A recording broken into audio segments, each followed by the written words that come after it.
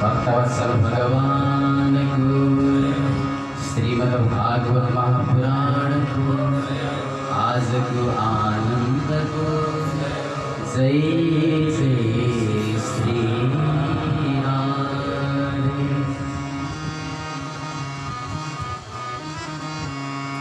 राधे राधे गोविंदा गोविंद राधे राधे राधे गोविंद गोविंद राधे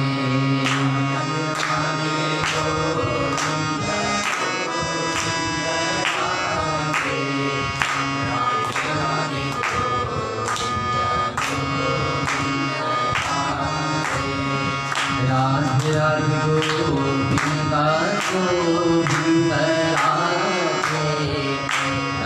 राधे गोविंद गोविंद राधे राधे राधे गोविंद गोविंद राधे राधे राधे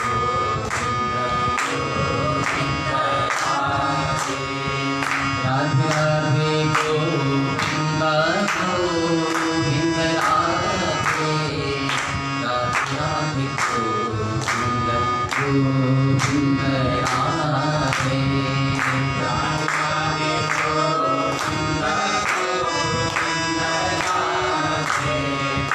राधे गोविंद गोविंद राधे राधे गोविंद गोविंद राधे राधे राधे गोविंद गोविंद राधे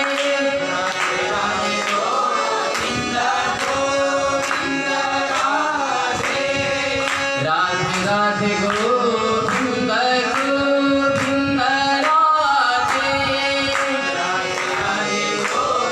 गोविंद गोविंद राधे राधे राधे राधे राधे गोविंद गोविंद राधे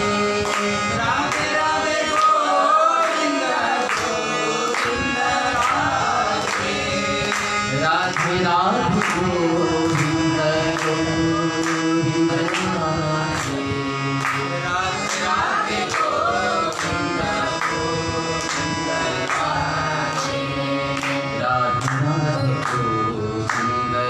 गोविंद राधे राधे राधे गोविंद गोविंद राधे नवमी तिथि मधुमा सपनीता सुखवत्सरभिजित हरिप्रिया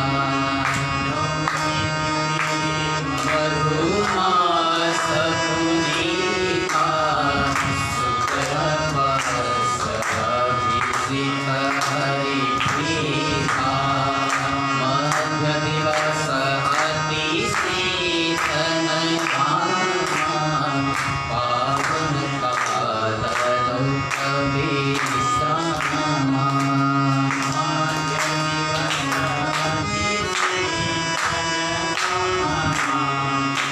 पावन काल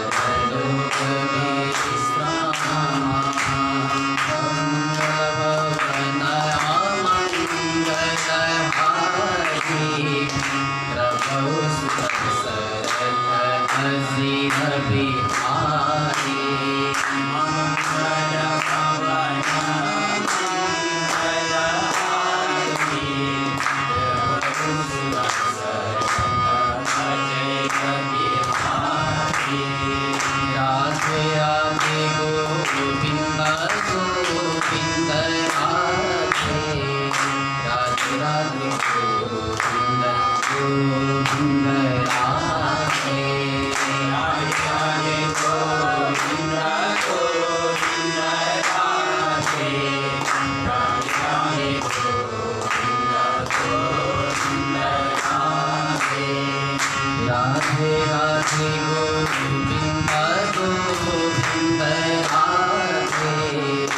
राधे राधे गोविंद गोविंद राधे राधे राधे गोविंद गोविंद राधे राधे राधे गोविंद गोविंद राधे राधा सर्वेश्वर भगवान को कृष्णचंद्र भगवान को श्रीमद् भागवत महापुराण को आज को आनंद को जय जय श्री राधे।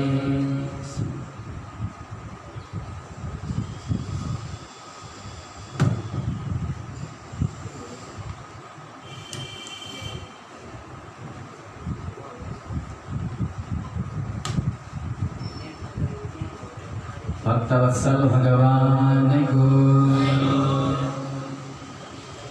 असंख्य कल्याण गुणगण निलय कोटि कंदर्प लावण्य परमानंद कंद चिन्मूर्ति नंदनंदन श्याम सुंदर भक्तवत्सल शरणागत वत्सल राधारमण पादाहरण सिराधार केवलाधार निरीह निर्विकल्प वने परब्रह्म परमात्मा श्री कृष्ण प्रभु जिसको प्रत्यक्ष वाङ्मयी प्रतिमूर्ति श्रीमद् भागवत महापुराण भागवत स्वरूप ग्रंथ जिसमा अनंत अनंत कोटि प्रणाम। वृंदावन भगवान बाकी बिहारी लाल का शरणार्थ वृंदावन बनी कोटि कोटि वंदना।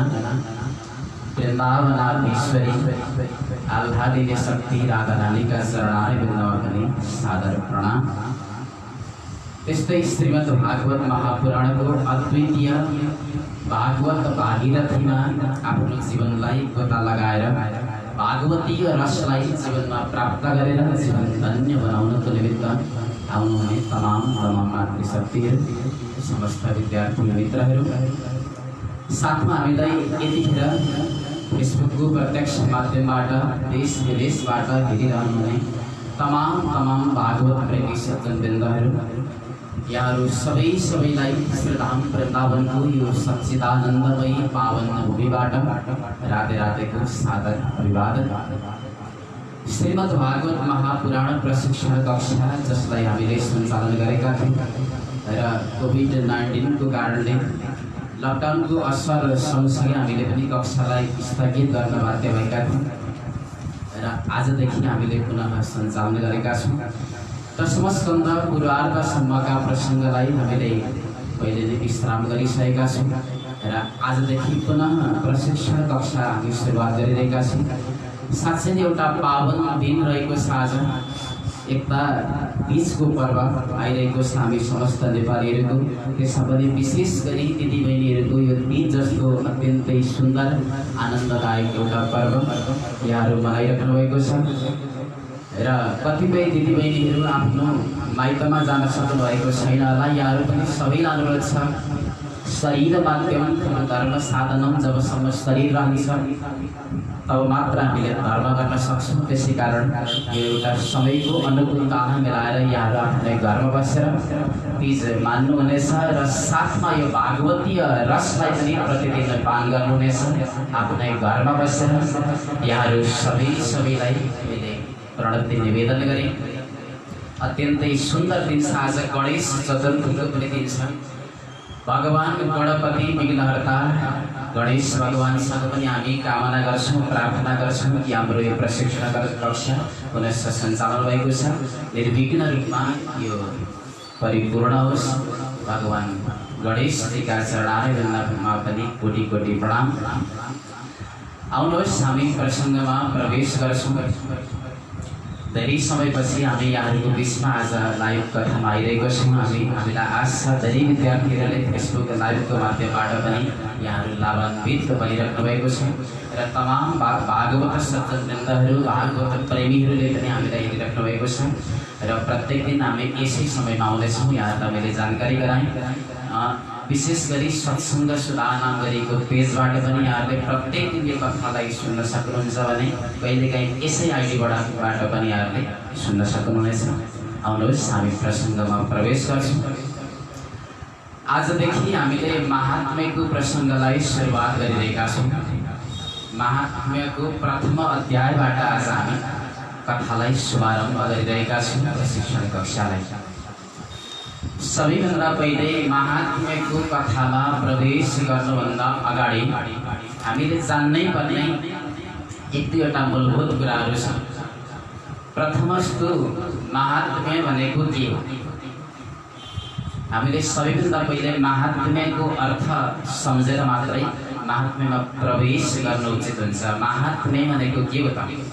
श्रीमद् भागवत महात्म्यम लेखिएको छ। वास्तवमा महात्म्य के हो भन्दा महात्म्य भनेको महिमा। कुनै पनि वस्तुको महिमा हुने गर्छ। त्यो वस्तुको महिमाको आधारमा नै त्यो वस्तुलाई हामी जीवनमा उपयोग गर्ने गर्छौँ। भागवतको पनि सबैभन्दा सुरुवातमा महात्म्यको प्रसङ्ग दिएको छ, महात्म्यको प्रकरण छ। आखिर किन? किनकि हामी भागवत पढ्न गइरहेका छौँ, भागवतलाई अध्ययन गर्न, श्रवण गर्न गइरहेका छौँ जब भने भागवतमा कस्ता कस्ता मूलभूत तत्त्वहरू छन्, भागवतले के विषयको निरूपण गर्छ, भागवतको महिमा के छ, भागवत श्रवण गरेर जीवनमा के लाभ प्राप्त हुन्छ, यी यावत कुरा हामीले थाहा पाउन भने भागवतलाई हामीले उचित अवस्थामा आफ्नो जीवनमा अंगीकार गर्न सक्दैनौँ र भागवतले दिन खोजेको लाभ जीवनमा प्राप्त गर्न सकिँदैन। त्यसै कारण महात्म्य निकै भागवतको महिमालाई उजागर गरेको छ यो महात्म्यको प्रकरणले। महात्म्य भनेको महिमा, कुनै पनि वस्तुको महिमा हुने गर्छ, समयको महिमा हुन्छ। त्यसै कारण हामीले समयलाई चिन्ने गर्छौँ, सदुपयोग गर्छौँ, उचित समयमा धेरै परिश्रम गर्ने गर्छौँ, किनकि समयको महिमा छ, महत्त्व छ। कुनै पनि वस्तुको महिमा हामीलाई थाहा छैन भने हामी त्यसलाई सदुपयोग गर्न सक्दैनौँ। जस्तो प्रकारले हामीले मोबाइल अहिलेको आजको स्थितिमा मोबाइललाई एउटा महँगो चिजको रूपमा, अपरिहार्य साधनको रूपमा हामीले लिन सक्छौँ। त्यही नै मोबाइल यदि हामीले एउटा बाँदरलाई लगाएर दियौँ भने त्यो बाँदरले कदापि मोबाइलको महत्त्व बुझ्न सक्दैन। के हो मोबाइलको महात्म्य थाहा हुँदैन उसलाई र टोकेर उसले फ्याँकिदिने गर्छ। त्यसै कारण महिमा थाहा हुनु पर्यो। सबैभन्दा पहिला एउटा लघु कथा आउने गर्छ, प्रसिद्ध कथा। गङ्गाको तटमा एकजना किसान बस्नुहुँदो रहेछ। बडा गरिब किसान हुनुहुन्थ्यो। खनजोत गरेर आफ्नो जीविकोपार्जन गर्ने किसान एक दिन आफ्नो बारी जोतिरहँदा उहाँले एउटा अत्यन्तै चम्किलो ढुङ्गा प्राप्त गर्नुभयो, शिला। बडा देदीप्यमान थियो, हेर्नमा बडा आकर्षक थियो। सानो आँको छोरा रहेछ, सानो आँको एउटा छोरा थियो, बाबु थियो।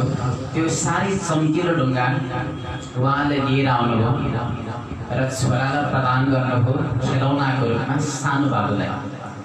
त्यो सानो बाबु अत्यन्तै प्रसन्न भयो जब उसले भेट्यो। अत्यन्तै प्रसन्नताको साथमा उसले त्यसलाई खेलाउन लाग्यो। ऊ पनि हुर्किँदै जान्छ, ऊ पनि बढ्दै जान्छ। बढ्दै बढ्दै गइरहेको अवस्थामा एक दिन ऊ ठुलो हुन पुग्छ। एक दिन ऊ ठुलो भइसकेपछि उसले त्यो ढुङ्गालाई फ्याँकिदिन पुग्छ। त्यहाँबाट अत्यन्तै टाढा फ्याँकिदिन्छ उसले र जहाँ फ्याँकेको हुन्छ त्यही बाटो भएर एकजना हिराको व्यापारी आइरहेका हुन्छन्, जसले यो ढुङ्गालाई प्राप्त गर्छन् र असलमा उनले हेर्ने बित्तिकै पहिचान गर्छन् कि यो त वास्तवमा ढुङ्गा होइन, यो त हिरा रहेछ, अनमोल हिरा रहेछ। उनले लिएर जान्छन् र जसलाई बेचेर उनी करोडपति बन्न सफल हुन्छ। हेर्नुहोस्, महात्म्य भनेको वास्तवमा यही नै हो। त्यही यदि त्यो हिरालाई ढुङ्गाको रूपमा लिएको थिएन, साँच्चै नै हिराको रूपमा लिएको थियो, यानि कि त्यसको महात्म्य उसले जानेको थियो भने सायद यो दशा हुन्थ्यो। तर आज के भयो, जुन हिरालाई नचिन्दाखेरि गरिबको गरिब नै रहनुपर्ने अवस्था आयो उसको। त्यसै कारण हामीले पनि भागवतमा पढ्छौँ, तर हामीले भागवतको महात्म्यलाई सुन्यौँ न, भागवतको महिमा के छ त थाहा पाएन भने भागवतलाई पक्कै पनि जीवनमा पालन गर्न सकिँदैन। त्यसै कारण यहाँ महात्म्यको प्रकरण दिएको छ। महात्म्यको प्रकरण जो पद्मपुराणद्वारा उद्धृत छ र 6वटा अध्यायमा वर्णित छ महात्म्य। यहाँ पनि एउटा शङ्का हुन्छ, 6वटा अध्यायमा वास्तवमा किन छ महात्म्य? धेरै अध्यायमा पनि हुन सक्थ्यो भन्दा भागवत नै वास्तवमा एउटा त्यस्तो प्रत्यक्ष वाङ्मयी भगवत स्वरूप ग्रन्थ हो। भागवतमा हामीले ईश्वरको स्वरूप, ईश्वरको उपमा दिएका छौँ र यी 6वटा जुन अध्याय छन्, ईश्वर पनि षडैश्वर्य सम्पन्न हुने गर्नुहुन्छ। 6वटा ऐश्वर्य हुने गर्छन् ईश्वरमा।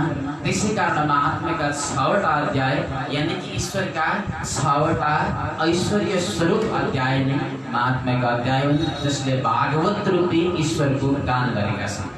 त्यसै कारण महात्म्यको प्रकरण हामीले 6वटा अध्यायमा पाउन सक्छौँ। अर्को कुरा, महात्म्यको सुरुवात भएको छ सच्चिदानन्दबाट। आखिर सच्चिदानन्दबाट नै किन यसको सुरुवात गरियो? त्यसमा सच्चिदानन्दमा पनि सत्यबाट सुरु गरिएको छ भन्दा महात्म्यको हामीले अन्तिम अध्यायको अन्तिम श्लोकको अन्तिम पादलाई एकपटक गरेर इन्धन गर्ने हो भने साध्यम शब्दद्वारा महात्म्यको विश्राम गरिएको छ। साध्यम यथार्थन नहि भुवने किमप्य साध्यम, यानी कि सत्यबाट सुरुवात गरिएको छ महात्म्यको, साध्यममा गएर अन्त्य भएको छ। मतलब जीवनमा सतलाई हामीले साध्यमै निकी प्राप्त गर्नुपर्छ, ईश्वरलाई प्राप्त गर्नुपर्छ, आत्मालाई चिन्नुपर्छ, परमात्मालाई चिन्नुपर्छ, यानि कि आफ्नो जीवनलाई चरितार्थ अनि सफल बनाउनुपर्छ भन्ने सन्देश नै वास्तवमा महात्म्यको। त्यसै कारण सत अनि साध्यम, यो साध्यम शब्दसँग हामीले सतलाई जोडेर हेर्दा ईश्वरलाई प्राप्त गर्नु जीवनको एउटै मात्रै अमोघ लक्ष्य हो। महात्म्यको यो प्रकरणले हामीलाई यही सन्देश दिएको छ।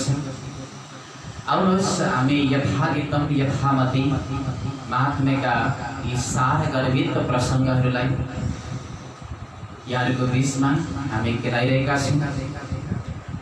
मङ्गलाचरणबाट सुरुवात गरिएको छ। महात्म्यको अत्यन्तै सुन्दर मङ्गलाचरण छ, जहाँ सच्चिदानन्द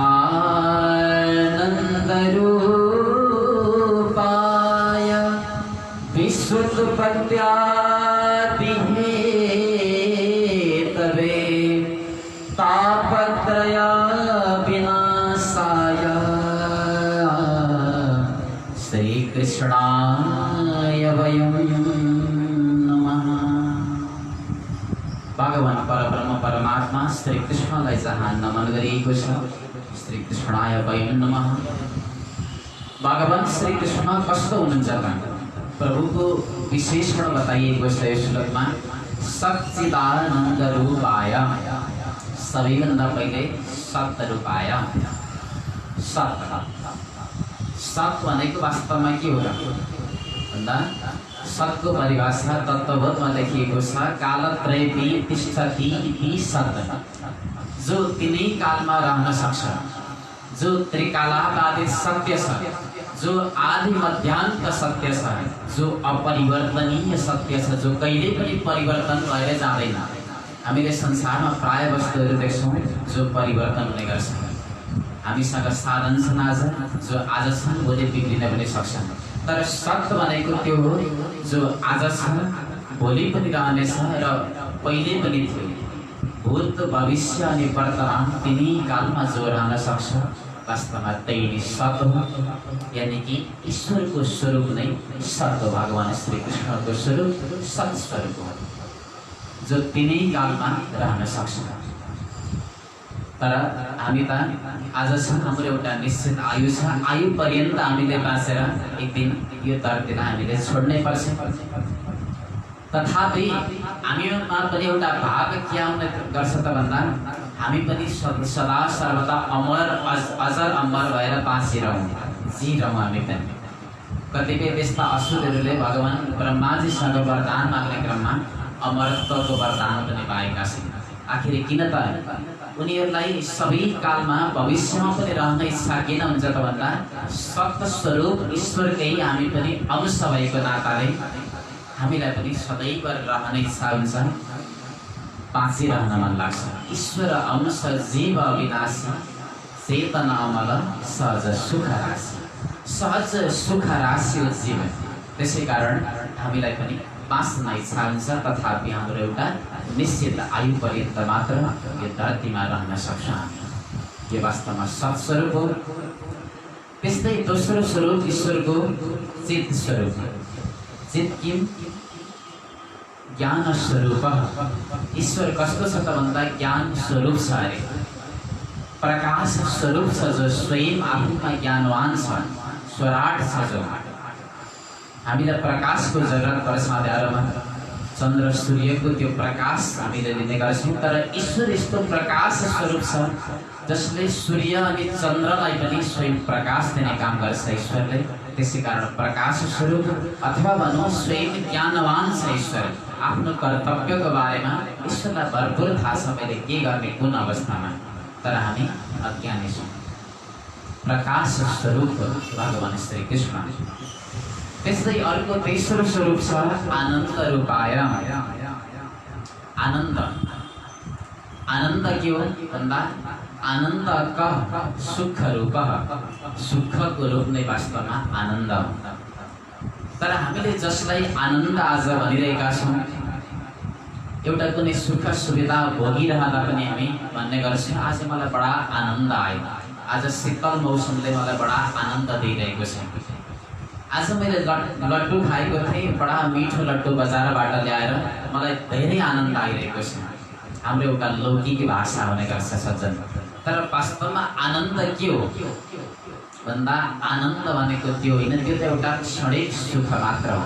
त्यसलाई क्षणिक सुख भनिन्छ। आनन्द त त्यो वस्तु हो जो एकपटक जीवनमा आएपछि कहिल्यै पनि जाँदैन। भले हामीले लड्डु खान्छौँ, एकछिन आनन्द आउँछ, खाउन्जेल आनन्द, फेरि खाइसकेपछि हामीलाई भोकले सताउन थाल्छ। त्यसै कारण त्यो आनन्द होइन। आनन्द भनेको दिव्याति दिव्य आनन्द हो, स्वयं ईश्वरको रूप नै आनन्द हो। नन्द उत्सव मनाइरहँदा गोकुलवासीहरू के भन्थे भन्दा नन्द घर आनन्द भयो जय कन्हैया लाल की। हेर्नुहोस्, नन्द घर कृष्ण भयो जय कन्हैया लाल की। कसैले पनि भनेन, के भने भन्दा नन्द घर आनन्द भयो जय कन्हैया लाल की। यानी कि स्वयं कृष्णको स्वरूप नै आनन्द हो, स्वयं रामको स्वरूप नै आनन्द हो, स्वयं ईश्वर नै आनन्द हो अनि आनन्द नै स्वयं ईश्वर हो। आनन्दको बडा विचित्र परिभाषा दिएको छ भागवतले पनि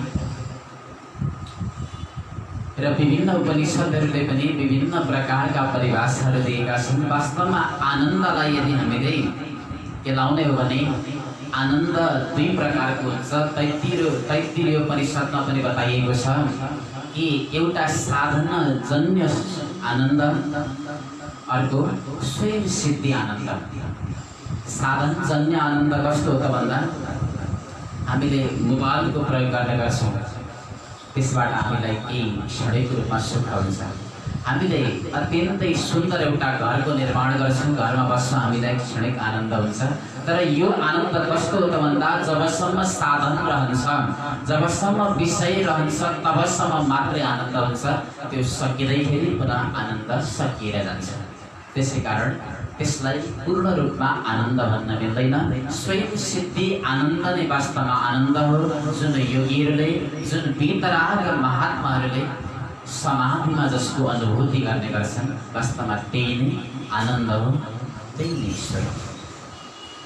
आनन्दको जति नै हामीले व्याख्या गरे पनि अनन्त आनन्दको महत्त्व ईश्वर नै स्वयं आनन्द हो।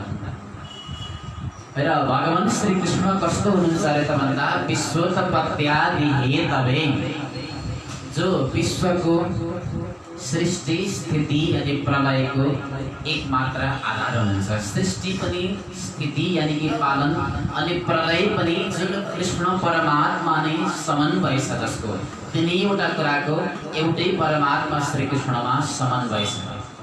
त्यस्तो परमात्मा श्री कृष्ण हुनुहुन्छ। यी तिनैवटाको हेतु हुनुहुन्छ भगवान परब्रह्म परमात्मा श्री कृष्ण। र त्यस्ता परमात्मालाई हामी प्रणाम गर्छौँ। प्रणाम किन गर्ने त भन्दा ग्रन्थकर्ता बताउनुहुन्छ तापत्रय विनाशाय। त्रिताप, आध्यात्मिक ताप, आदि दैविक ताप र आदि भौतिक, यी तिनैवटा तापलाई समन गर्नको निमित्त जसले नाश गरिदिने काम गर्नुहुन्छ। त्यसै कारण यी तापत्रयको नाशको निमित्त हामी भगवान श्री कृष्ण प्रभुलाई प्रणाम गर्छौँ भनिएको छ। किनकि परमात्माको शरणमा जो जाने गर्छ भने शरणमा गएका दाता, त्यस्ता शरणागतको भगवानले तिनैवटा तापलाई निर्मूल रूपमा समाप्त गरिदिनुहुन्छ। हामीले राम राज्यमा पनि यही नै देखेका थियौँ। दैहिक दैविक भौतिक तापा राम राज्य का भू नहीं व्यापा। भगवान श्री रामको जुन राज्य थियो अयोध्यामा यी तीनवटा ताप कुनै पनि थिएनन् अरे। किन त भन्दा समस्त अयोध्यावासीहरू जो परमात्माको शरणागत थिए, परमात्माको शरणमा थिए, त्यसै कारण प्रपन्न भक्तको भगवानले तिनैवटा तापलाई हरण गरिदिनु भएको थियो। त्यसै कारण अयोध्यामा कुनै पनि प्रकारको ताप थिएन। त्यसै कारण त्रितापको विनाशको लागि हामीहरू भगवान श्री कृष्णलाई श्री कृष्णाय वयं नमः। श्री कृष्णाय, कृष्णको अगाडि श्री लेख्नुको मतलब हुन्छ कि राधा सहित श्री कृष्णाय नमः। राधा रानीको साथमा अथवा लक्ष्मीको साथमा भगवान श्री कृष्णलाई वयं नमः, हामीहरू मिलेर प्रणाम गर्छौँ भनिएको छ। ग्रन्थकर्ताले यो मङ्गलाचरण गरिरहँदा यहाँ प्रेम शब्दको प्रयोग गर्नुभएको छ।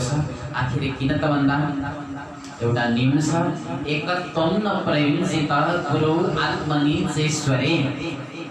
एक वचनको प्रयोग नगर्नु अरे, गुरुको निमित्त, आफ्नो निमित्त अनि ईश्वरको निमित्त। बहुवचनको जहाँ प्रयोग गरिन्छ त्यसै कारण पनि, अथवा यहाँ श्रोता अनि वक्ता दुवैको तर्फबाट भगवान श्री कृष्णलाई ग्रन्थकर्ताले प्रणाम गरिदिनु भएको छ। वयम नमः नमः यानी कि प्रणाम। वास्तवमा नमः भनेको के हो त भन्दा प्रणाम गर्नु, नमनम नमः, नमन गर्नु नि प्रणाम गर्नु। नमन किन गरिन्छ त भन्दा हाम्रो अहङ्कारलाई समर्पण गर्नको निमित्त नमन गरिन्छ। इदम इन्द्राय स्वाहा नमः कर्मकाण्डीहरूले भन्ने गर्नुहुन्छ अन्तिममा नमः, यानी कि त्यो जुन गरेको त्यो कर्तापनको अभिमान म लिँदिन, त्यो मैले समर्पण गरेँ। आफ्नो अहङ्कारलाई, आफ्नो अभिमानलाई बिसाउने वास्तवमा नमन गर्नु। अहिर्बुद्धन्य संहितामा नम शब्दको विश्लेषण गरिएको छ।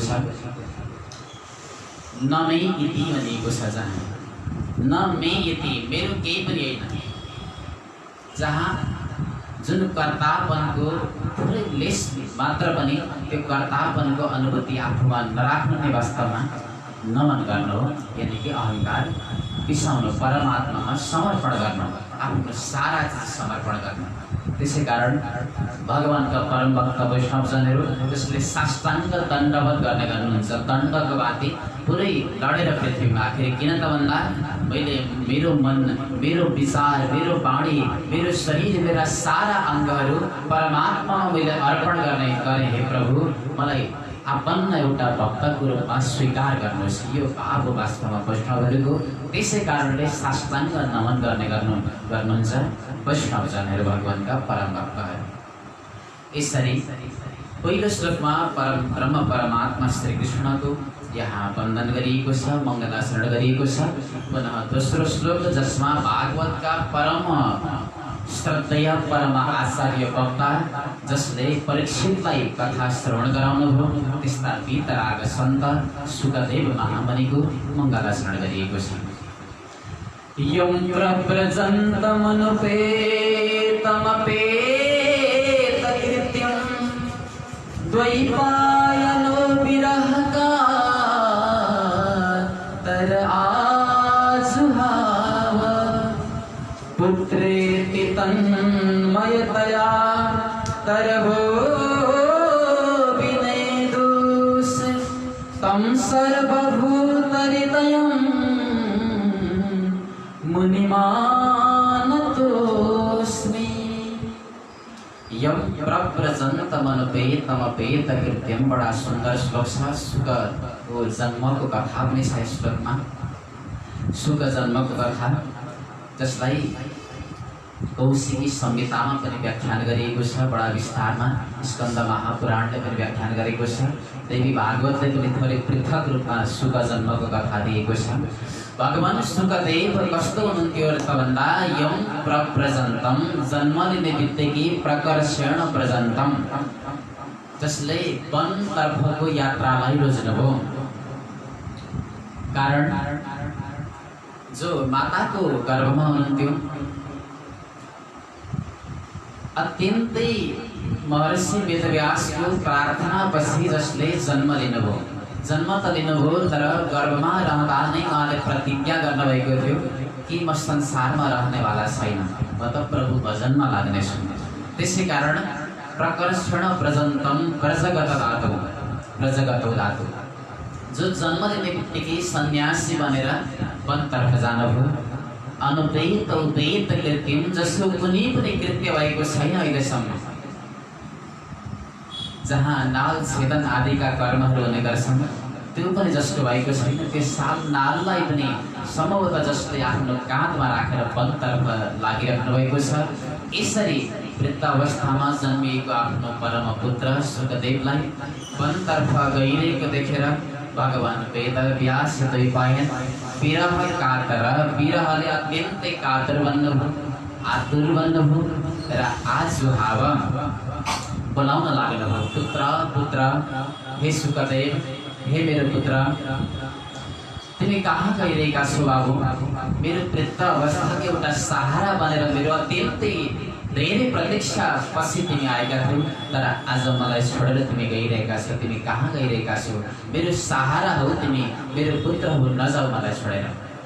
जसरी पछाडि पछाडि आज महर्षि वेदव्यास विलाप गर्दै गर्दै गइरहेको अवस्थामा त्यसै समयमा वनका जति पनि वृक्षहरू थिए तर अभिनय हो वृक्षहरूले आज सुतदैवमय बनेर जवाब दिए, हे महर्षि वेदव्यास, हजुर आज पुत्र शोक महापुत्रको आसक्तिमा किन यसरी दौडिराख्नु भएको छ?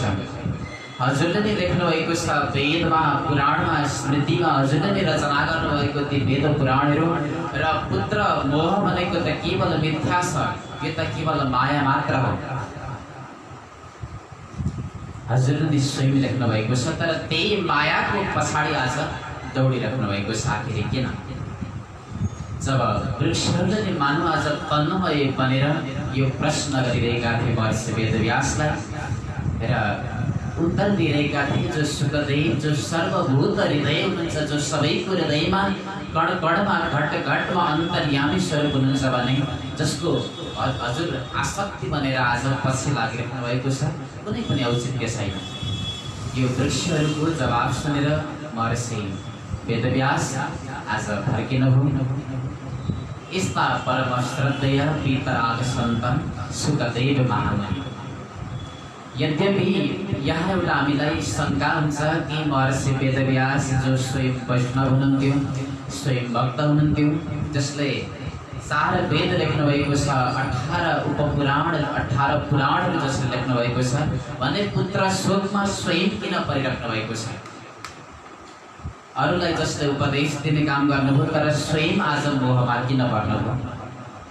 सन्तहरूले यसको जवाब दिनुहुन्छ कि महर्षि वेदव्यास यहाँ पुत्र शोकमा पर्नुभएको थिएन, अपितु सत्सङ्गको आसक्तिमा पर्नुभएको थियो। महर्षि वेदव्यास यो कुरा जान्नुहुन्थ्यो कि मेरो परम पुत्र जो जन्मिने बित्तिकै परम वैरागी छ, परम वीतराग छ र यसैले सत्सङ्ग गराउनेवाला छ। सत्सङ्गमा जो अत्यन्तै निपुण छ मेरो पुत्र, यो भविष्य देख्नु भएको थियो महर्षि वेदव्यासले। त्यसै कारण पुत्रले गराउने त्यो सत्सङ्गको आसक्तिमा महर्षि वेदव्यास आज पछि पछि दौडिराख्नु भएको थियो, अपितु पुत्र शोकमा, पुत्र मोहमा यहाँ दौडिनु भएको थिएन वेदव्यासजी। यस्ता परम श्रद्धेय सुखदेव महामुनि सर्वभूत हृदय जसलाई हामी प्रणाम गर्छौँ। यसरी दोस्रो श्लोकमा पनि मङ्गलाचरण गरिएको छ। नैमिषे सुतमासीनम् अभिवाद्य महामतिं कथामृता रसास्वादा कुशलः सौनको ब्रवीत्। नैमिषारण्यको अत्यन्तै पावन शान्ति भूमिमा 88,000 ऋषिहरू बस्नुभएको छ, जहाँ ब्रह्माजीको आज्ञाद्वारा निम जुन स्थानमा शीर्ण भयो त्यही नै अरण्यमा, त्यही जङ्गलमा नैमिषारण्य नाम गरेको जुन पावन क्षेत्र थियो, जहाँ 88,000 ऋषिहरू बसिरहेको अवस्थामा अनायास ऋषिहरूको पावन मण्डलीमा यहाँ आगमन भयो परम वीतराग सन्त सुतजी महाराजको, जसको आगमन हुने बित्तिकै तमाम 88,000 ऋषिहरू उठेर आज स्वागत गर्नुभयो, वन्दन गर्नुभयो र अग्र आसनमा विराजमान गराउनुभयो। अग्र आसनमा विराजमान गराएर परम गुरुको रूपमा प्रतिष्ठा गरेर श्रद्धेय गुरुदेव यानी कि सुत पौराणिकसँग आज पावन जिज्ञासा गर्नुहुन्छ। 88,000 ऋषिको प्रतिनिधित्व गर्नुहुने आदरणीय सौनकजी महाराज प्रश्न गर्न लाग्नुभयो। सिधै प्रश्न गर्नुहुन्छ, किनकि अन्नको कण अनि सन्तको क्षण अत्यन्तै अमूल्य हुने गर्छ।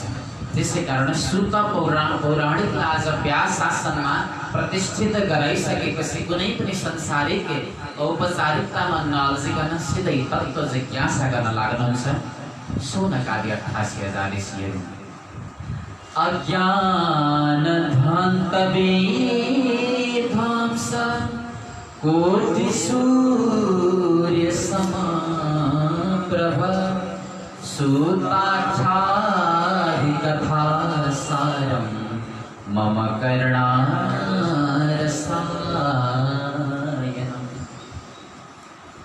अज्ञान ध्वंत विध्वंस कोटि सूर्य समप्रभ। बडा सुन्दर सम्बोधन गर्नुभयो हे गुरुदेव। हजुर कस्तो हुनुहुन्छ त भन्दा अज्ञान रूपी अन्धकारलाई हटाउनको निमित्त कोटि सूर्य समप्रभ, करोडौं करोडौं सूर्यको समान कोटि यानी कि आभास भएको त्यस्तो अत्यन्तै शक्तिशाली ज्ञान हजुरसँग छ। त्यसै कारण हे सुतजी, सुताख्यायि कथा सारं मम कर्ण रसायनम, कथाको सार तत्त्व हजुरले हामीलाई बताइदिनुहोस् गुरुदेव। ऋषिहरू सोधे यहाँ कथाको बारेमा जिज्ञासा गरिराख्नु भएको छैन।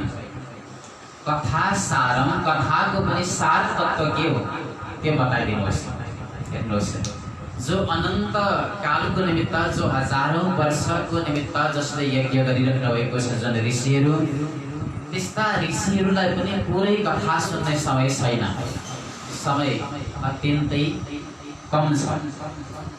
त्यसै कारण कथा सुनाउनु भनिराख्नु भएको छैन। कथाको सार तत्त्व के हो?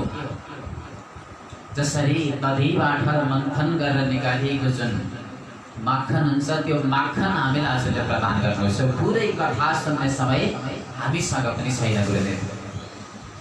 बडा सुन्दर प्रश्न गर्नुभयो र भन्नुहुन्छ घोर कलियुग लागिरहेको छ। जुन घोर कलिकालमा आज मायाले आक्रान्त बनेका छन् समस्त कलियुगी मनुष्यहरू। माया मोहको यो जन्जालमा उनीहरू बेरिरहेका छन्। अत्यन्तै आसक्त बनिरहेको अवस्थामा एउटा आसुरी योनिमा उनीहरू प्राप्त भइरहेका छन्, पशुत्वमा प्राप्त भइरहेका छन्। त्यसै कारण क्लेशक्रान्तस्य तस्यैव शोधने किं परायणं, क्लेशले अत्यन्तै आक्रान्त बनेका छन्। यिनीहरूको शोधने किं परायणं यानी कि यिनीहरूलाई पवित्र गर्ने त्यस्तो औषधि के छ हजुरसँग? कथा के छ? अनि अर्को कुरा भन्नुहुन्छ जो कस्तो होस् त भन्दा श्रेयसां यद्भवत् श्रेय पावनानां सपावनं कृष्णप्राप्तिकरं शाश्वत साधनं तत्पदाधुना। जो श्रेयसां यद्भवत् श्रेय, कल्याणमा पनि कल्याण होस्, पवित्रमा पनि पवित्र होस् र मुख्यतया भगवान श्री कृष्णलाई प्राप्त गर्ने जो सुगम माध्यम होस् गुरुदेव, त्यस्तो चिज हजुरले हामीलाई सुनाउनुहोस्। किनकि चिन्तामणि, जो चिन्तामणिले जिताएको कुरा सारा प्रदान गर्ने गर्छ।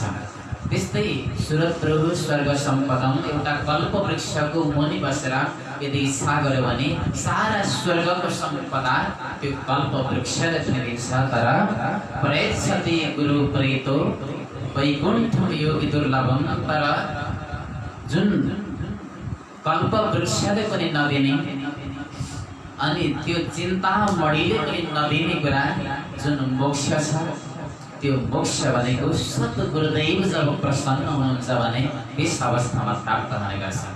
त्यसै कारण त्यो अत्यन्तै दुर्लभ वैकुण्ठ, दुर्लभ मोक्ष पनि गुरुदेव प्रसन्न हुँदा प्राप्त हुन्छ भने हजुर पनि प्रसन्न बनेर हामीलाई सारा गर्भित प्रभुका पावन चरित्रहरू, लीला कथाहरू श्रवण गराउनुहोस्।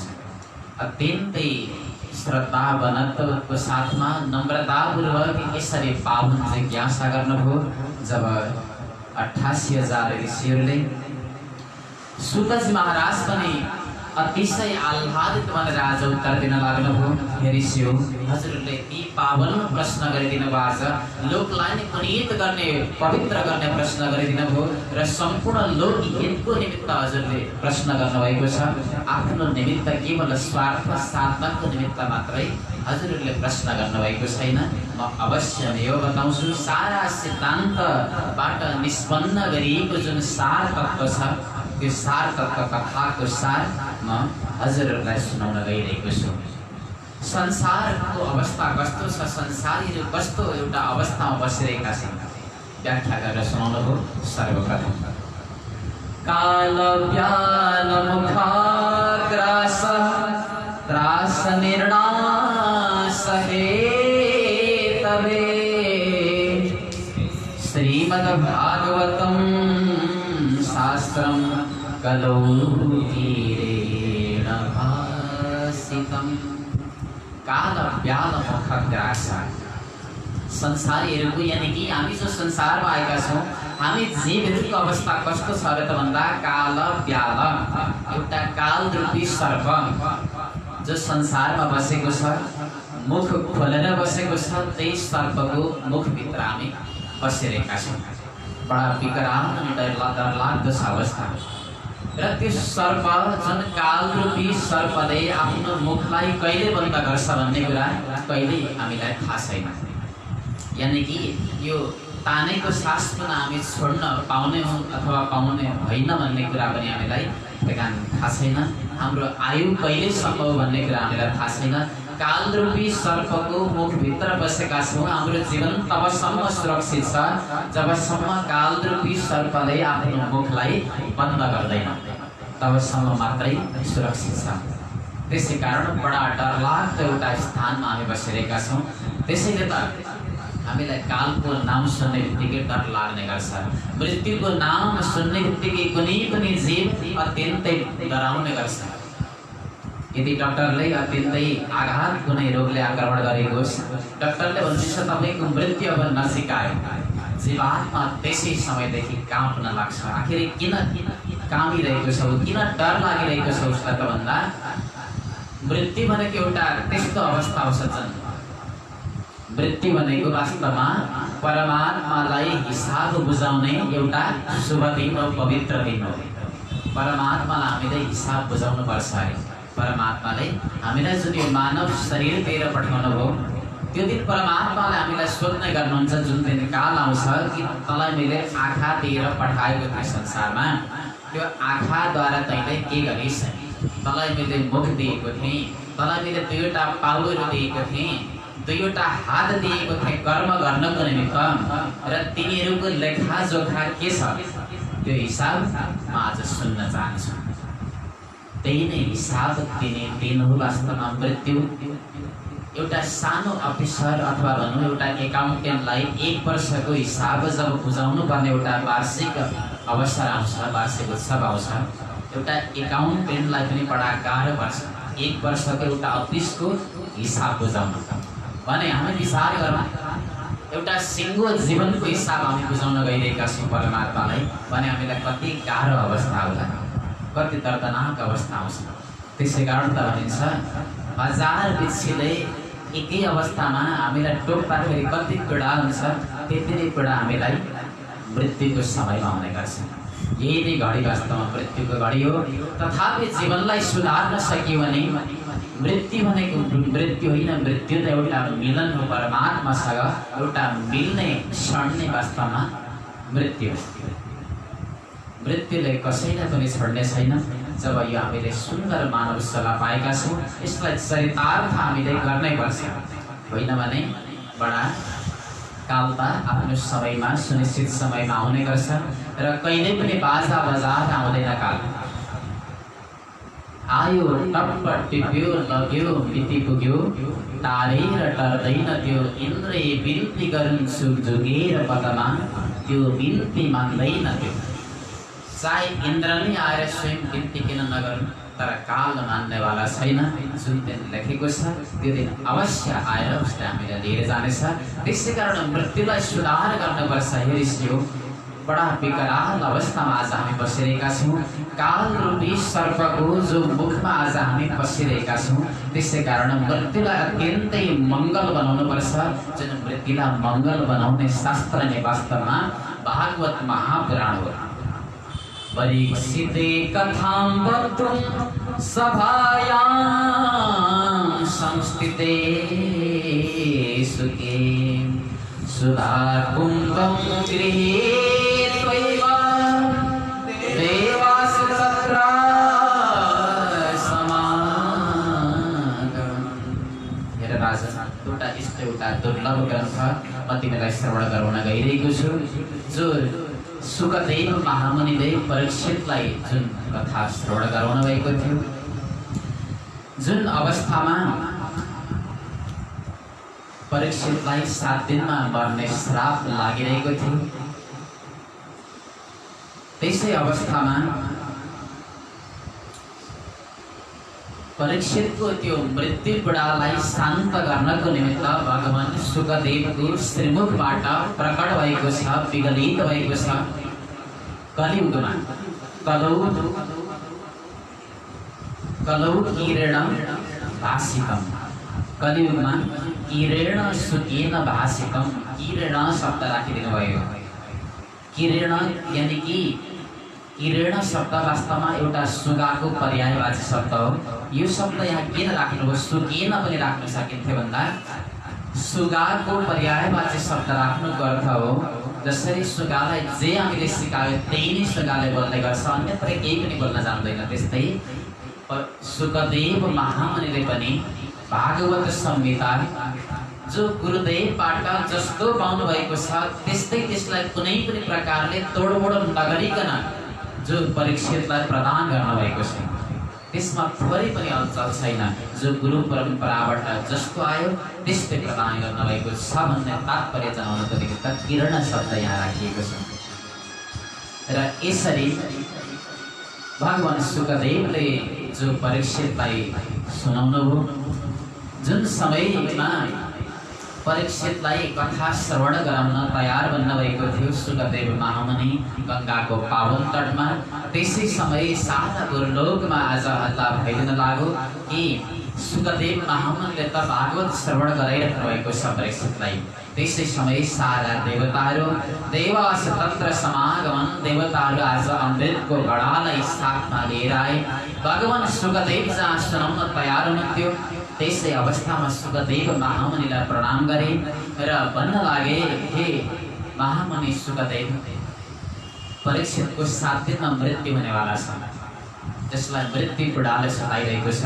हामीले स्वर्गबाट यो अमृत लिएर आएका छौँ। यो अमृत हजुरले परीक्षितलाई पान गराइदिनुहोस् र यसको बदलामा यो भागवतीय जुन अमृत छ यो चाहिँ हजुरले हामीलाई प्रदान गर्नुहोस्। देवताहरूले जब हात जोडे, भगवान सुकदेव महामुनि देवताहरूको यो भावलाई जानेर मुस्कुराउन लाग्नु भएछ। वसुधाको कथा लोके क्वकाचा क्वमणिर्महान् ब्रह्मरातो विसारेवं तदा देवान् जहासः। वसुधा को कथा लोके, कहाँ को सुधा, कहाँ के एउटा स्वर्गीय अमृत तुच्छ अमृत र कहाँ को एउटा भागवतीय परम अमृत, परम विशुद्ध शास्त्र। हेर देवताओं, तिमीहरू यदि श्रद्धा लिएर आएका थियौ भने म अवश्य नै हो तिमीहरूलाई भागवत अमृत पान गराउने थिएँ। तर जहाँ एउटा स्वर्गको तुच्छ अमृतसँग तिमीहरूले भागवतीय दिव्य अमृतलाई एउटा तुलना गर्ने दुष्ट प्रयत्न गर्यौ, तिमीहरू भागवत श्रवण गर्ने अधिकारी रहेनौ। अब त्यसै कारण जाऊ, तिमीहरूलाई म श्रवण गराउन सक्दिनँ। सुकदेव महामुनि जसले देवताहरूलाई पनि आज यहाँबाट फर्काइदिनु भयो। श्रीमद् भागवती वार्ता सुराणमपि दुर्लभा, देवताहरूमा पनि जो श्रीमद् भागवत कथा बडा दुर्लभ हो। देवताहरूले गएर ब्रह्माजीलाई प्रणति निवेदन गरे, हे विधाता ब्रह्माजी, हामी स्वयं भागवत सुन्न गएका थियौँ तर भागवत स्वयंमा हामीले पनि सुन्न पाएनौँ। भागवतबाट हामी पनि वञ्चित हुन पुग्यौँ अनधिकारी भएको नाताले। त्यसै समय ब्रह्माजी पनि अचम्मित हुनुभयो, जो देवताहरू पनि जसको अधिकारी हुन सकेनन् भने वास्तवमा यो भागवतमा के त्यस्तो तत्त्व छ, भागवतमा त्यस्तो के शक्ति होला। तुरुन्त ब्रह्माजीले एउटा भावमय तराजुमा एकापट्टिको पल्लामा हाल्नुभयो श्रीमद् भागवत महापुराणको ग्रन्थलाई र अर्कातिर संसारका सारा साधनहरू, सारा ग्रन्थहरू, जप तप ध्यान तपस्या दान आदिलाई राख्नुभयो र जसरी तराजुलाई उचाल्न लाग्नुभयो आफ्नो गरिमाको कारणले, आफ्नो गौरवताको कारणले आज भागवततिरको पल्ला अत्यन्तै गरुङ हुन गयो र तुरुन्त ब्रह्माजीले पनि भागवतलाई एउटा पुस्तकको रूपमा मात्र नभएर साक्षात भगवत स्वरूपको रूपमा मान्न लाग्नुभयो। मेरे भगवत रूपम शास्त्रम भागवतम कलौ, साक्षात परब्रह्म परमात्माको स्वरूप मानेर ब्रह्माजीले तुरुन्त साष्टाङ्ग वन्दन गर्नुभयो आज भागवतमा। त्यस्तो श्रीमद् भागवत, जो श्रीमद् भागवत नारदजीले पनि गुरु परम्परा अन्तर्गत ब्रह्माजीबाट श्रवण गर्नुभएको थियो चतुश्लोकीको रूपमा र सप्ताह विधिको रूपमा यही भागवतलाई सनकादि महर्षिहरूबाट पनि नारदजीले श्रवण गर्नुभएको थियो। यही नै भागवत आज म हजुरहरूलाई श्रवण गराउन गइरहेको छु। यसै अवस्थामा सौनक आदि 88,000 ऋषिहरूले आज तुरुन्त पुनः जिज्ञासा गर्न लाग्नुभयो। हे गुरुदेव, बडा अचम्मको कुरा हजुरले बताउनुभयो। नारदजीले पनि विधिले, सप्ताह विधिले 7 दिनसम्म जो कुरौटे नारद, जो यताको कुरा उता लगेर लगाउने नारद, जसले 7 दिनसम्म एउटै स्थानमा बसेर कसरी भागवत श्रवण गर्नुभयो म सुन्न चाहन्छु। यसै अवस्थामा यहाँ सुत पौराणिकले अगाडि व्याख्या गर्नुहुन्छ नारदजीसँगको संवाद। बडा विचित्र पात्र हुनुहुन्छ नारदजी, जसलाई हामीले कुरौटे भनेर भन्ने गर्छौँ एउटा लौकिक भाषामा। तर नारदजीको एउटा पात्रतालाई हेर्ने भने वास्तवमा नारद के हो? नारम ज्ञानम ददाति इति नारद, जसले ज्ञान दिने काम गर्छ त्यसलाई नै नारद भनिन्छ। अथवा नारम अज्ञानम त्यति खण्डयति इति नारद, जसले अज्ञानलाई खण्डन गर्ने काम गर्नुहुन्छ वास्तवमा त्यही नै नारद भनिन्छ। तर हामीले एउटा लौकिक उपमा कुरौटे भनेर, तर एकपटक नारदको जीवन चरित्रलाई हामीले व्यङ्ग्य गर्ने हो भने नारद जुन पात्रसँग मिल्नुहुन्छ, जो पात्रसँग नारदजीको भेट हुन्छ, ती पात्रहरू प्राय सबैलाई भगवानको दर्शन हुन्छ। त्यसै कारण नारदजीलाई भनिन्छ नारदो देव दर्शन, नारदजीको एउटा उपमा छ। त्यसै कारण यो एउटा लौकिक कुरौटे रूपको रूपमा मात्रै हामीले नारदजीलाई चिन्न हुँदैन। नारदजीले कुरा लगाउनुहुन्छ, उकास्ने काम पनि गर्नुहुन्छ, तर त्यो चाहिँ एउटा भलाइको निमित्त हुन्छ। त्यसै कारण एउटा कुशल पात्रता छ नारदजीमा। अगाडि सुत पौराणिक नारदजीको दिव्य संवाद सुनाउनुहुन्छ सनकादि महर्षिहरूसँगको अत्यन्तै सुयोग्य प्रसङ्ग। एकदा हि विशालायां चत्वारः ऋषयो मला सत्सङ्गार्थं समायाता तदृशोस्तत्र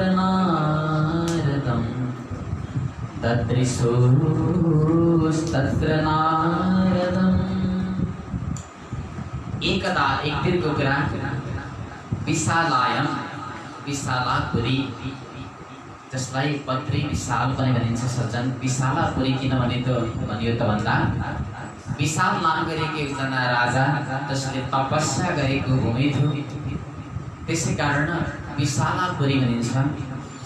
र जो विशाल यिनै जो धर्मात्मा राजा जसले तप गरेर स्वयं बद्रीनारायण भगवान प्रकट हुनुभएको थियो, जसको तपस्याले प्रसन्न बनेर, जसरी कुण्डलीको भक्तिद्वारा विठ्ठलनाथ प्रकट हुनुभयो त्यसरी स्वयं सिद्ध प्रकट हुनुभएको थियो भगवान बद्रीनारायण। त्यसै कारण विशालापुरी पनि भनिन्छ बद्रीनारायण। बद्रीनारायणको अत्यन्तै पावन भूमिमा सत्सङ्गको इच्छाले ब्रह्मलोक निवासी जो सनकादि महर्षिहरू पनि आउनुभएको थियो। त्यसै अवस्थामा तत्र नारदम, नारदजीलाई जसले देख्नुभयो तर नारद बडा चिन्ता तुरुन्थ्यो, जसको शुष्क बदन थियो, अत्यन्तै विषादको बादलले घेरिएको जसको श्रीमुख थियो, श्री विग्रह थियो। यस्तो नारदजीलाई आज देखेर सनकादि कुमारहरूले प्रश्न गर्नुहुन्छ नारदजीसँग, कथं ब्रह्मणदीन मुख कुतस चिन्तातुरो भवान् त्वरितं गम्यते कुत्र कुतसागमनं तव कुतसागमनं तव। कथम ब्रह्मन दीन मुखा, हे ब्रह्मन, हे नारदजी, यति दुखी अनुहार हजुरको किन, यति दुखी भएर हजुर कहाँ गइराख्नु भएको छ? कुतस चिन्ता तुरो भवान, हजुरलाई के चिन्ता पर्यो, चिन्ताले किन सताएको छ? हेर्नुहोस्, हजुर त चिन्ता गर्ने पात्र हुनुहुँदैन। हजुरको श्रीमुखलाई देखेर जो अन्य संसारका व्यक्तिहरू खुसी हुने गर्छन्, तर स्वयं हजुरले आज निराश हुनु भने अरूको के अवस्था होला? हजुरले त चिन्ता भन्दा पनि चिन्तन गर्नुपर्छ, किनकि चिन्ता अनि चिन्तनमा एउटा बिन्दु मात्रै फरक छ, तर यसको विशेषता भने बडा अन्तराल छ, बडा फरक छ। चिता चिन्ता समाख्यात तस्मात् चिन्ता गरीयसी, चिता दहति निर्जीवम चिन्ता शिवयुतम तनु। चिता अनि चिन्ता जो दुईटा वस्तु छ रे सज्जन, सुन्दा उस्तै उस्तै छ। चिताले चाहिँ मरेको व्यक्तिलाई जलाउने काम गर्छ अरे, तर चिन्ताले चाहिँ जीवयुतम तनु, त्यो प्राण सहितको शरीरलाई जलाइदिने गर्छ। तस्मात् चिन्ता गरीयसी, त्यसै कारण चिन्ता भनेको अझै ठुलो कुरा हो। चिन्ता भन्दा पनि सन्तले कहिल्यै पनि चिन्ता गर्नु हुँदैन, चिन्तन गर्नुपर्छ। नारदजीलाई सम्झाउनु भयो र सोधिराख्नु भएको छ, हजुर यति चिन्तामा किन हुनुहुन्छ? गत वित्तो यथा जन, एउटा जुन कुनै पनि कृपणको अत्यन्तै लोभी व्यक्तिको यदि 2 रुपियाँ मात्र कहिलेकाहीँ हराउन पुग्यो भने बडा उदास हुन पुग्छ व्यक्ति, रुन लाग्छ, अत्यन्तै चिन्ता तोरुने गर्छ, बार बार चिन्ता गर्छ उसले, त्यही 2 रुपियाँ मात्र। वास्तवमा हजुरको अनुहार हेर्दा हामीलाई पनि त्यही व्यक्तिको आज याद आइरहेको छ। भन्नुहोस् नारदजी, हजुरको दुःखको कारण के हो? यसरी जब सनकादि कुमारहरूले सोध्नुभयो प्रश्न, नारदजी प्रसन्न बनेर आज जवाब दिनुहुन्छ, आफ्नो वृत्तान्त सुनाउनुहुन्छ। के भन्नुहुन्छ? अहम तु पृथ्वीं यातो यात्वा सर्वोत्तमामिति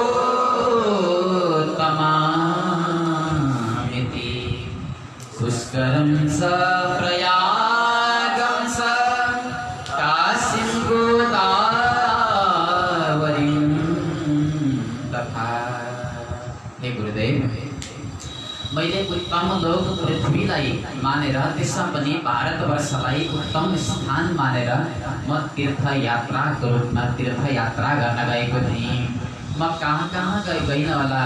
म पुष्कर गएँ, म प्रयाग गएँ, म हरिक क्षेत्र गएँ, म श्रीरङ्ग गएँ, म सिद्धमन्त रामेश्वरम गएँ, सबै तीर्थमा म गएँ। एवं आदिषु तीर्थेषु भ्रममाण इतस्ततः, यसरी म सारा तीर्थमा भ्रममाण भड्किन पुगेँ। म तीर्थयात्रा गरेँ भन्नु भएन नारदजीले, के भन्नुहुन्छ त भन्दा म तीर्थयात्रामा यसरी भड्किएँ। भ्रममाण शब्द प्रयोग गर्नुभएको छ, भड्किएँ। तीर्थयात्रा हामी भड्किन जाँदैनौँ, तर नारदजी किन भड्किनुभयो? बडा सुन्दर अर्थ दिएको छ यसले पनि, कि सन्तहरू जो आफैमा रमण गर्ने परम वितराग सन्तहरू कहिल्यै पनि तीर्थको यात्रा गर्न जानु हुँदैन अरे, किनकि जो आत्मामा नै रमण गर्ने गर्नुहुन्छ उहाँहरूको लागि त आत्मा नै स्वयं तीर्थ हो, अन्य व्यक्तिहरूको निमित्त हो केवल तीर्थता। त्यसै कारण जो आत्मालाई नै तीर्थ मान्नेवाला कहिल्यै पनि जानु हुँदैन अरे तीर्थयात्रामा, तर सन्त नारद जानु। यदि कदाचित जानु पनि भयो भने सन्तहरू किन तीर्थ जानुहुन्छ अरे त भन्दा स्वयं तीर्थानि पुनन्ति सन्त, तीर्थहरूलाई स्वयं पुनीत गर्न, पवित्र गर्न जाने गर्नुहुन्छ। तीर्थको दर्शन गर्न प्राय अपरिहार्यता हुँदैन परम वीतराग सन्तहरूलाई। जसको निमित्त हृदयमा कुनै तीर्थ छैन, जसको आत्मामा नै तीर्थ छैन भने तीर्थाटन गरेर पनि कुनै प्रकारको लाभ छैन। आत्मतीर्थम नजानन्ति, जो आत्मतीर्थलाई नै जान्दैनन् भने कथम मोक्षी भवेत प्रिय, कसरी मोक्षका अधिकारी हुन्छन् उनीहरू। त्यसैले आत्मामा नै रमण गरेर आत्मालाई नै तीर्थ मान्ने गर्नुहुन्छ। तर कदाचित नारदजी त तीर्थ जानुभयो, तीर्थलाई पवित्र गर्ने दृष्टिकोणले सायद जानुभएको थियो होला। तर ब्रह्ममाण म भड्किन पुगेँ, आफ्नो कथा सुनाउँदै हुनुहुन्छ आज नारदजी। र अगाडि के भन्नुहुन्छ त भन्दा, मेरो मन कहीँ पनि सन्तोष भएन गुरुदेव, मेरो मन कहीँ पनि सन्तोष भएन, कुनै पनि तीर्थमा जाँदा म सन्तोषी हुन सकिनँ। कलिरूपी अधर्म मित्रले सारा यो संसारलाई बाँधेको रहेछ। सत्यम नास्ति तपः शौचं दया दानं न विद्यते, हृदरं हरिणो शिव पराका सत्यम नास्ति तपः शौचं, कसैले आज सत्य बोल्ने वाला छैन।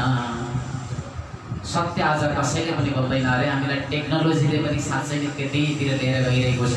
कतै हामी कार्यक्रममा गइरहेका हुन्छौँ, हामीलाई फोन आइरहेको हुन्छ, हजुर कहाँ हुनुहुन्छ, हजुर छिटो आइपुग्नु पर्यो।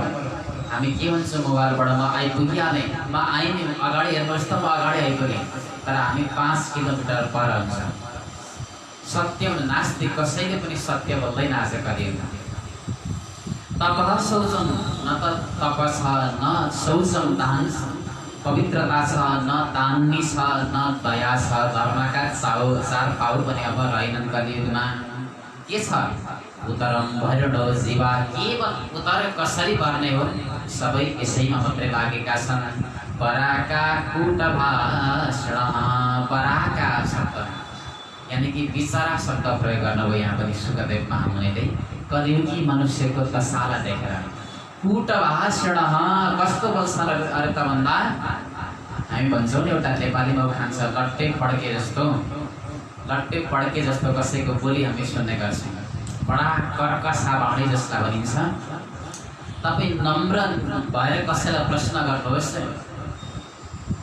हजुरको नाम के हो? कलियुगी यदि ऊ साँच्चै कलियुगी हो, उसलाई थोरै मार पाएको छ भने जवाब दिन्छ, तँलाई मेरो नाम जान्नुसँग के मतलब रह्यो, मेरो नाम चाहिँ होस् न। बाटोमा कतै गइरहेको बेला बाटो बिर्सिनुभयो, बाटो सोध्नुहोस् कसैलाई, हजुर मलाई फलानु स्थान जाने बाटो देखाइदिनुहोस् न हजुरले। बाटो जता जान्छ त्यतै जाने उत्तर आउने गर्छ। बराका कुट भाषण, बडा कुट छ भाषण पनि, बोली पनि कलियुगी मनुष्यहरूको। यस्तो अवस्था देखेँ मैले। र यति मात्र होइन, मन्दा सुमन्द मतयो मन्द भाग्य उपद्रुता, मन्द अत्यन्तै बुद्धि पनि मन्द सुमन्द मतयो, अनि भाग्य पनि बुद्धि मन्द भएको हुनाले भाग्य पनि त्यस्तै प्रकारको मन्द छ। पाखण्डा निरता सन्ता, सन्त चाहिँ कस्तो सन्त भन्दा, सन्त पापस्य खण्डानी, जसमा पापै पापको खण्ड छ त्यसलाई पाखण्ड भनिन्छ। सन्तहरू पनि अब पाखण्डी बनिरहेका रहेछन्। सन्तमा पनि अब त्यो सन्तत्व रहेनछ। सबैतिर गएर हेरेँ मैले, तर सन्तले पनि आफ्नो धर्म छोडिसकेका छन्। विरक्ता सपरिग्रह, विरक्तहरू पनि आज परिग्रही बनिसकेका छन्। र यति मात्र होइन, मैले गृहस्थको अवस्था पनि त्यस्तै देखेँ, केवल सन्तको मात्रै होइन। तरुणी प्रभुता गेहे स्यालको बुद्धिदायक,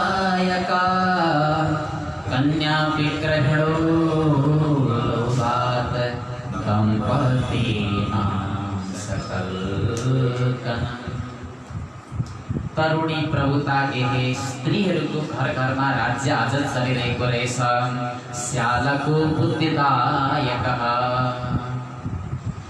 बडा सुन्दर शब्द प्रयोग गर्नुहुन्छ, स्यालको बुद्धिदायक। यानी कि कलियुगमा बुद्धि दिनेवाला, सल्लाह दिनेवाला को हुन्छ अरे त भन्दा सालोज्यू। घरको कुनै ठुलो काम गर्न हामीले मानौँ लाग्यौँ, एउटा उद्योगको स्थापना गर्न लाग्यो, कुनै प्रोजेक्ट हामीले तयार गर्न लाग्यौँ भने सबैभन्दा पहिले फोन गरेर सोधिन्छ अरे ससुरालीमा कसलाई त भन्दा सालाज्यूलाई, सालाज्यू यस्तो यस्तो काम गर्न गइरहेको छु, के गरौँ, हजुरको सल्लाह के छ? माता पिताको सल्लाह कसैले पनि दिँदैन, कलेजमा सल्लाह लिन्छन् त केवल सालाज्यू र बुद्धि दिनेवाला स्यालाको बुद्धिदायक। र सालाज्यूले सल्लाह बुद्धि दिइसकेपछि अनि सुरु गरेपछि मात्रै अन्तिममा गएर परिवारलाई माता पितालाई सुनाउँछौँ हामी कि यस्तो काम म गर्न गइरहेको छु।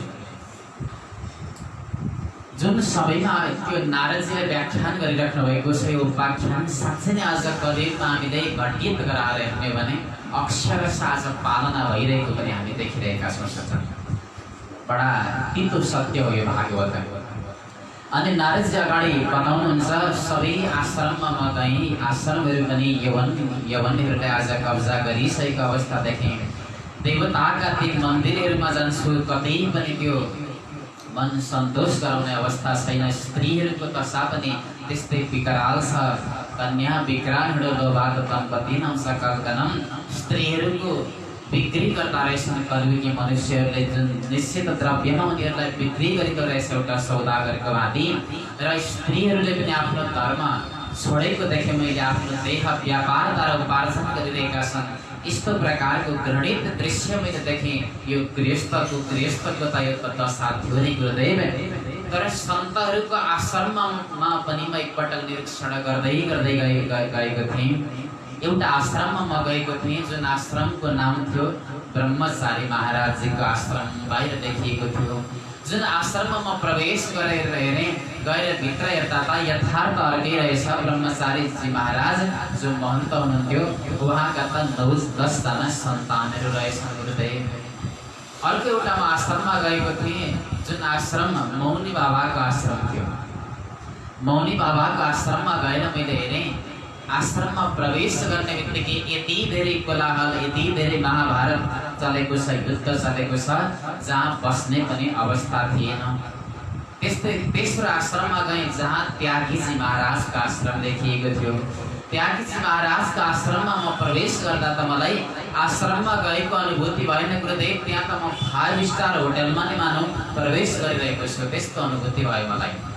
आश्रम पनि 5 स्टार होटल जस्ता आज बनिरहेका छन्, सुख सुविधाहरूमा बसिरहेका छन्। त्यस्ता त्यागीजी महाराजहरूको यो दशा पनि मैले देखेँ। र यस्तो दशा देख्दै देख्दै मैले जब मनलाई सम्झाउँदै म आइरहेको थिएँ, घुम्दै आउँदा मस्तिधाम वृन्दावनमा आइपुगेँ। यमुना तटमा पन्नो यत्र लीला हरे। यमुनाको पावन तटमा आउँदा एउटा विचित्र प्रकारको लीला देखेँ मैले, हरिको लीला। कस्तो लीला? तत्राश्चर्यमया दृष्टं श्रूयतां तन्मुनीश्वरा। एका तु तरुणी तत्र निषण्णा खिन्नमानसा। यमुनाको त्यो पावन तटमा गुरुदेव एउटी स्त्री बसिरहेकी थिइन्, जो अत्यन्तै खिन्न मनस्क थिइन्, बडा दुखी थिइन् स्त्री। र ती स्त्रीको वरिपरि अरू सैकडौँ स्त्रीहरू उनको सेवा गरिरहेका थिए। त्यस्तो अवस्थामा मैले स्त्रीलाई यहाँ देख्न पुगेँ। क्रमिक रूपमा नारदजी आफ्नो कथा यहाँ सुनाउँदै जानुहुन्छ। र जब यसरी नारदजीले स्त्रीलाई देख्नुभयो बडा दर्दनाक दशामा, सन्तले स्त्रीको सान्निध्यमा नजिकमा जानु हुँदैन सहज रूपमा, यो उहाँले विचार गरिराख्नु भएको थियो। तर टाढैबाट आज ती देवीले नारदजीलाई बोलाउन पुगिन्। के भन्छन्? भो भो साधो क्षणं तिष्ठ मच्चिन्तामपि नाशय। दर्शनं तव लोकस्य सर्वथा धर्मं परम्। ओ साधो क्षणं तिष्ठ, एकैछिन भए पनि बसिदिनुहोस्। हे महात्मा, एकैछिन बसिदिनुहोस्। मेरो यो दुःखलाई नाश गरिदिनुहोस् प्रभु। हे महात्मन, मेरो दुःखको विनाश गरिदिनुहोस्। केवल हजुरहरू जस्ता सन्तको त दर्शन मात्र नि सम्पूर्ण सिद्धिलाई दिनेवाला सिद्धिदायक हुने गर्छ। त्यसै कारण हे सन्त महर्षि एकैछिन हजुर बसिदिनुहोस्। यसरी जुन देवीले प्रार्थना गरिन्, नारदजी पनि बडा असम्मित हुनुभयो। यी देवी को होले? नारदजीलाई जिज्ञासा लाग्यो र उनको परिचय सोध्न लाग्नुभयो। देवर्षि नारद काशी तुमका विभूषेमा नार्यः का पद्मलोचना वदते विश्वदेस्थानं स्वस्य दुःखस्य कारणम्। काशी त्वं देवी तिमी को हो? गौ इमौ यी दुई बालकहरू जो को हुन्? जुन देवीका सान्निध्यमा निकटमा दुईजना पुरुषहरू पनि मूर्छित अवस्थामा थिए र हे पद्मलोचने आफ्नो दुःखको कारण बताऊ। तिम्रो सेवा पनि गरिरहेका छन् यी अन्य नारीहरूको जो मूर्छित दुईजना पुरुषहरूको हुन् र तिम्रो पनि म परिचय चाहन्छु। जो देवी थिइन् यिनी साक्षात् भक्ति महारानी थिइन्। भक्ति महारानीले अगाडि आफ्नो परिचय दिन्छन्। अहम भक्तिरिति ख्याता इमौ मे तनयो मतौ ज्ञान वैराग्य नामानौ कालयोगेन जर्जरौ। अहम भक्ति इति ख्याता, म भक्ति नामले सुप्रसिद्ध छु। इमौ मे तनयो मतौ, र यी हजुरले जो मूर्छित अवस्थामा रहेका जो वृद्धलाई देखिराख्नु भएको छ नि, यी चाहिँ मेरा दुवैजना पुत्रहरू हुन् जसको नाम ज्ञान अनि वैराग्य हो। कालको योगद्वारा आज जो जर्जर अवस्थामा प्राप्त भएका छन् र जो अन्य स्त्रीहरू मेरो सेवामा जो डटिरहेका छन्, खटिरहेका छन्, जो गङ्गा आदि गरेका साक्षात् नदीहरू हुन्। हे महर्षि, उत्पन्ना द्रविडे साहं वृत्तिं कर्णाटके गता क्वचिन् महाराष्ट्रे गुर्जरे जीर्णतां गता। द्रविड देशमा म उत्पन्न भएँ। वृत्तिम कर्णाटके गता, कर्णाटकमा म वृत्ति भएँ र कदाचित म महाराष्ट्रमा पनि घुम्दै घुम्दै आएँ र गुर्जर देशमा म जब आएँ म जीर्ण भएँ र श्रीधाम वृन्दावन आउँदैखेरि म चाहिँ स्वयं नव तरुणी बनिरहेकी छु। तर मेरा पुत्रहरू चाहिँ आज वृद्ध बन्न पुगे। यो एउटा विषमताको परिस्थिति आज उपस्थित भइरहेको छ। वृन्दावनम पुनः प्राप्य नवीनेन स्वरूपणी, श्रीधाम वृन्दावन प्रवेश गर्दैखेरि म स्वयं माता भए तापनि मैले चाहिँ एउटा नवीन स्वरूपलाई प्राप्त गरेँ, नव तरुणी बनेपछि। तर मेरा यी पुत्रहरू जो आज वृद्ध बन्न पुगे। हे नारदजी, वास्तवमा यसको कारण के हो? श्रीधाम वृन्दावन आउँदैखेरि म तरुणी बन्ने कारण र मेरा पुत्रहरू आज यसरी किन वृद्ध बनिरहेका छन्? बद योग निधे श्रीमन् कारण शास्त्र किं भवेत्? हे योग निधि, हजुर त स्वयं योगको पनि निधि हुनुहुन्छ, खजाना हुनुहुन्छ, बताइदिनुहोस् यो कारण। जब यसरी हात जोड्नुभयो भक्ति महारानीले, नारदजीले आज विचार गर्न लाग्नुभयो। भक्ति महारानीसँग भन्नुहुन्छ, हरि सम्ते करिष्यति देवी, सर्वप्रथम त तिमी धैर्य धारण गर। प्रभु परब्रह्म परमात्मा श्रीहरिले अवश्य नै कल्याण गर्ने गर्नुहुन्छ। नारदजी एकैछिन ध्यान गरेर यो सारा भक्ति महारानीको कष्टलाई जानेर अगाडि भक्ति महारानीलाई बताउन लाग्नुभयो। हेर देवी, आज तिम्रो यो विषमताको परिस्थिति, विपरीत अवस्था कहाँबाट आइरहेको छ त भन्दा, शृणस्व वैतावादे युगोयम दारुण कलितेन लुप्त सदाचार योग मार्गस्तपांसि च। यो दारुण कलियुग आज जुन चलिरहेको छ देवी, यो कलियुगको नै प्रभावले यस्तो भइरहेको छ। आज सबैतिर योगका मार्गहरू, धर्मका मार्गहरू पनि आज नाश बनेर गइरहेका छन्। सबैजना अगासुरको जस्तो आचरण गरिरहेका छन्। र यसै अवस्थामा तिमी जब श्रीधाम वृन्दावन आयो, वास्तवमा श्रीधाम वृन्दावन त धन्य छ। धन्यम वृंदावनम तेन भक्तिर्नृत्यति यत्र स, जहाँ तिमी स्वयं पनि आज नाचिरहेकी छौ हे देवी। श्रीधाम वृन्दावन आउँदा तिमी नव तरुणी बन्नुको कारण श्रीधाम वृन्दावन भनेको एउटा भक्तिमय क्षेत्र हो, भक्तहरूले भरिएको एउटा वृन्दावन हो, पावन भूमि हो। त्यसै कारण तिमी नवीन स्वरूपलाई आज प्राप्त गर्यौ र धर्मको नाश सँगसँगै श्रीधाम वृन्दावनमा ज्ञान अनि वैराग्यका ग्राहक नभएको कारणले गर्दा तिम्रा दुई पुत्र ज्ञान अनि वैराग्य आज यसरी वृत्त हुन पुगेका छन्। हे देवी, यो कलियुगको कारणले आज यस्तो भइरहेको छ। पुनः भक्ति मानेले हात जोडेर प्रश्न गर्नुभयो, हे देवर्षि नारदजी, धन्य हुनुहुन्छ हजुरले बताइदिनु भयो कलियुगको कारणले, तर म जान्न चाहन्छु आखिर कलियुगलाई राजा परीक्षितले किन स्थापित गर्नुभयो? कथम परीक्षिता राज्ञा स्थापितो यशुचि कलिः प्रवृत्ते तु कलौ सर्व सारत्र गतो महान्। राजस्य परीक्षित जो ज्ञानी हुनुहुन्थ्यो, पाण्डवको जो सन्तान हुनुहुन्थ्यो र जान्दा जान्दै पनि यस्तो अधर्म रूपी कलिलाई उहाँले किन स्थापित गर्नुभयो? यत परीक्षितले त स्थापित गर्नुभयो, तर परीक्षितले स्थापित गरे तापनि स्वयं भगवान श्रीहरि त हेरिराख्नु भएको थियो नि मुख दर्शक भनेर। भगवानले पनि त यो कलिलाई प्रवेश गर्न नदिन सक्नुहुन्थ्यो भने भगवानले चाहिँ किन कलिलाई यहाँ प्रवेश गर्न दिनुभयो? म जान्न चाहन्छु। नारदजी अगाडि भन्नुहुन्छ, हेर्नुहोस् महारानी, राजर्षि परीक्षित जो यस्तो एउटा सार तत्त्वग्राही राजा हुनुहुन्थ्यो, जसरी एउटा भ्रमरले हरेक पुष्पबाट सार तत्त्वलाई रस रस चुसेर त्यो पुष्पलाई जसरी छोडिदिने गर्छ, त्यस्तै राजा परीक्षित पनि एउटा सारग्राही राजा हुनुहुन्थ्यो।